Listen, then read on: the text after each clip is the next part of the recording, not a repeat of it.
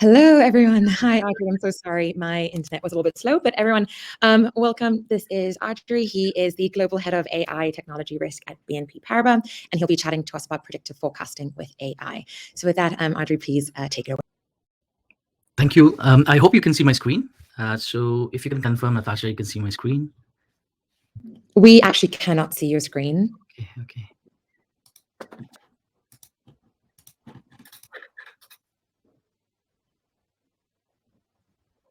Is it?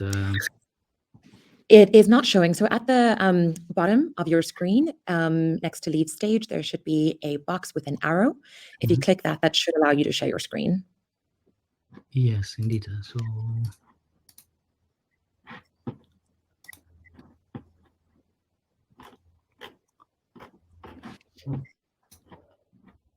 I see that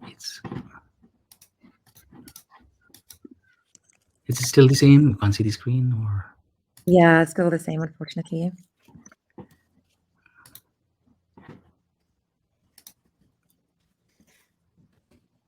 I can share with you the presentation if that's useful. I think so, and then I can share my screen. Let me just get my email on the speak with chat function.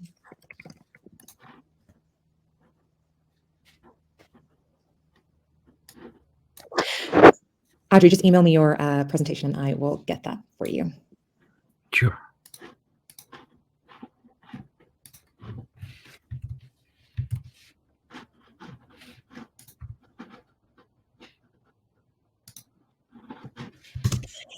For those watching, sorry, just some technical difficulties. Give us a couple more minutes and we will get this presentation up and running.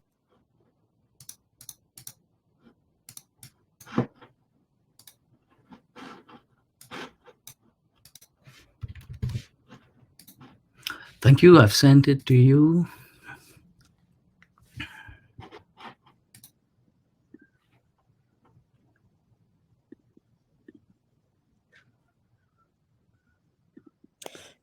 Just waiting for the internet to do its thing. And sorry for the delay, which essentially puts me into shorter time frame to share. That's okay, Audrey. Maybe you can introduce yourself and the topic that you'll be discussing as we're waiting to present this, present the screen. Sure. So, hello everyone. Good morning, good afternoon. I'm not sure where you're joining from. I've seen 10,000 attendees, so I hope there is a lot of you. Good to meet you all. So I will say that just a quick rundown on my experience. I started two AI companies around 11, 12 years back. Since then, I've worked across consulting, primarily for customer analytics, marketing analytics, then moved into management consulting, focused on AI, and then forensic accounting. Of late, I've been with, in my current role, BNP Paribas. I set up a team that looks into data science for cybersecurity, and currently I look into AI technology risk with a focus on AI adoption across all the business lines. Today, I speak about forecasting using AI.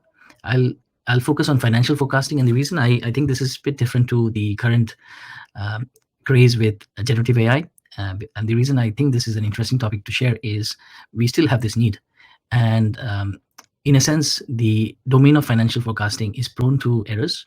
However, there is also significant benefits if it's done correctly. So I will share through the reason forecasting using machine learning / AI is useful, some ideas around the platform to do so, and some pitfalls and failures in the past, which we should keep in mind as we pursue this domain. Sorry, I have it already. Give me 1 second. All right.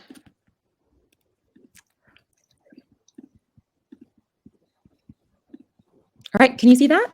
Yes, thank you. So I've done the first bit. This was the background. And if we go to the next slide, please. So predictive forecasting with AI. I try to imagine forecasting as essentially a prediction problem. And if we imagine prediction problem as having a crystal ball, whereby we are trying to predict the future, and with machine learning, deep learning, or even probabilistic machine learning, it's a smarter crystal ball. And smarter doesn't necessarily mean that it's better models or smarter models. Sometimes that's the case, but sometimes it's also a combination of human judgment, better models with an uncertainty estimate. The question is, why would we need forecasting? Forecasting is used in various domains. In finance, of course, it's bread and butter for many areas. It's also used for financial planning as a function of a lot of businesses through to customer lifetime value, and the list goes on. We can see the use of forecasting in demand planning and demand forecasting through to sales forecasting. Now, machine learning allows flexibility whereby to predict an outcome which is in the future, you have multiple variables to use, multiple uh, attributes. And the benefit of having good forecast is the supplement to which is judgment. Your judgment is essentially more valuable and is a good complementary. And if we take a thin sliver where forecasting is used, I would say, imagine it's an organization which is allocating budget and they want to forecast the various drivers of their or operating levers, operating KPIs. So if it's a retail business, it can be demand, sales, inventory. If it's a financial firm, it could be asset prices. Asset prices could be equity through to real estate assets. It could be different assets. And in the domain of most businesses, if you think that businesses are made up of customers, one could use appropriate forecasting to estimate the customer equity, customer value, and essentially grow up the total revenue of a business per customer based. Similarly, forecasting, as I mentioned, can be used for demand, which is unconstrained.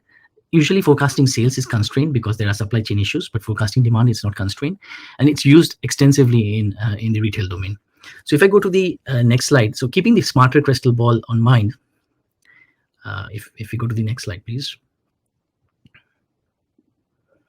Forecasting has been pursued for many years and decades, and there is a couple of key areas where we can group them into. One is model-based. They could be statistical models in some cases. It could be not statistical models, but the focus, I would say, for the past few years has been the application of machine learning approaches. And machine learning approaches has the benefit of using a wider variable. When I say wider variable, exogenous variables. And machine learning approaches range from deep learning approaches through to simple machine learning.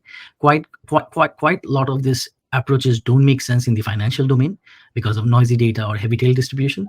So we are talking about moving from moving into the domain of probabilistic machine learning approaches.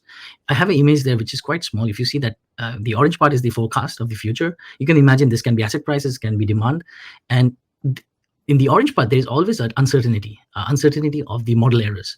And most, as you know, there's the saying that no predictions are correct, but some of them are useful. The ability for forecaster to provide the boundary of uncertainty is very useful for any subsequent decision making. I wanted to list down three key considerations when, from enterprise setting, having seen a lot of use cases, any forecasting endeavors should think about a couple of common denominators. One of it is to intelligently break down various planning activities to perform forecast of operations. So for the example of customer equity, where we want to forecast the customer lifetime value of each customer for a business, you could think about forecasting cohort based, or you could essentially have a forecast per customer based on their buying habits and dynamics. The other aspect is having a machine learning modeling framework whereby it's not only a source of machine learning libraries, but also having the combination of complicated models as well as probabilistic models where there is a view on uncertainty estimates, and then a computation platform where the models and the forecast could be shared with business users, so they are part of the decision making on the forecasted endeavor. Similarly, models. The backdrop or the undercurrent is models are prone to errors, and these errors could be for asset values. We'll have an example later on. Could be because of the dynamic nature of business, human behavior, and tech innovation. So there are discontinuities on trend lines, as we see. COVID-19 did create havoc in a lot of forecasting initiatives, and we will see those black swan events, which are, if the data is normal distribution, these events are very unlikely. But since that's not the case, we do see these events quite often in business.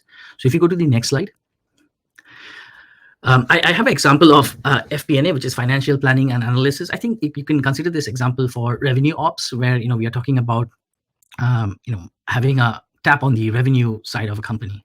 So we can think about machine learning enables the use of exogenous variables for different domains. These exogenous variables can differ. So for forecasting the estimated time of arrival for Uber, the approach to do so is different from that forecasting the house price or a real estate asset. However, the exogenous variables make the use of contrived modeling approaches to come to an estimate.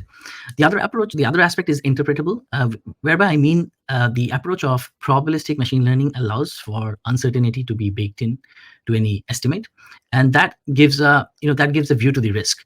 Without that, it's actually naive to consider that forecasted values are correct, and hence I would say that the lens of ML based forecast along with uncertainty estimate is very important, which takes me to the upper and lower bounds. So best case, worst case, and middle, somewhere in the middle.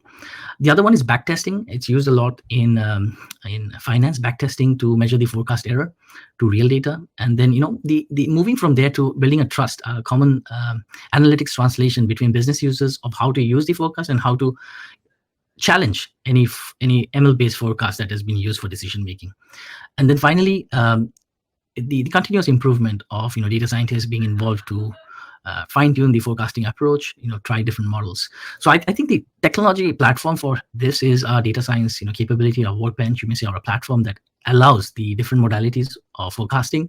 Then an interactive, you may say, dashboard or user interface whereby the human element, where it can either be used to override or to essentially see the uncertainty bounds, is present. And then the various ways to pull in machine learning libraries or models to try on various approaches, and this can range from classical or statistical through to machine learning approaches.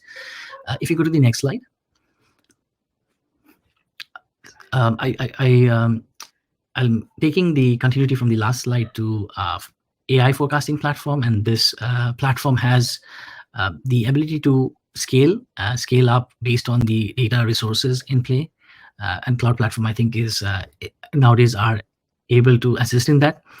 The ability for the financial planning team, so if it's forecasting house prices, and if it's a real estate business with business metrics, through to appropriate EUI and support to be able to be the conduit of conversation. And then the four horsemen, which I would say are exploratory and descriptive analytics. I think it's important to do that. Of course, we talk about predictive analytics here. That's a key aspect of the the output from machine learning based forecasting. And then causal analytics. There is a move in causal AI, and I think some of the forecasting initiatives may benefit or will benefit from causal inference or causal AI. So the thought about having causal machine learning along with predictive analytics using ML. And then the outcomes could be sale volume forecasting, sales pipeline, cost forecasting. It can be multitude. And then if I go to the next slide, this is an example which is forecasting could fail, and essentially I bring out an example where it was critical capability of a business by a real estate firm. They entered the iBuying program, and then they started this business in 2018, where they were forecasting house prices, and along with domain experts, they were offering to buy those house prices. They moved from a human ML based approach to a almost fully algorithmic approach to expedite the process of purchase. And then they bought a lot of properties, single household properties or multi-household in 2021, and the real estate market was inflated then, just at the tail end of COVID or during at the middle of COVID. So they almost acquired 10,000 homes per quarter, and at some point they realized that they have overpaid, and so they had to do let's say approximately 500 million write down, and then they laid off significant number of employees. And some of the lessons were they lacked, along with the forecasting capability, they lacked maybe due diligence from human, proxy to what's happening in the market, and governance, which is governance of machine learning algorithms being used for operating KPIs. And this is a story which, if you go to the next slide, I would say it determines a case. The case study determines that there's a need for machine learning based forecasting to have observability and monitoring. Also, the requirement for having human oversight to be able to understand the uncertainty bounds and essentially the risk of the forecasted value. Then the algorithms were not back tested in some cases, whereby back tested to inflated house prices, where there are drivers that could essentially cause overpaying. And then I would say the next slide, please. Hi, Audrey. I'm so sorry, but we have about 10 seconds left until the session ends. But thank you so much for joining us today. If you can just wrap it up in a couple of seconds, and then we can head to the break. Thank you. Also, we'll be having a 15-minute break now, and we'll join you at 11:15 Eastern. Thank you so much.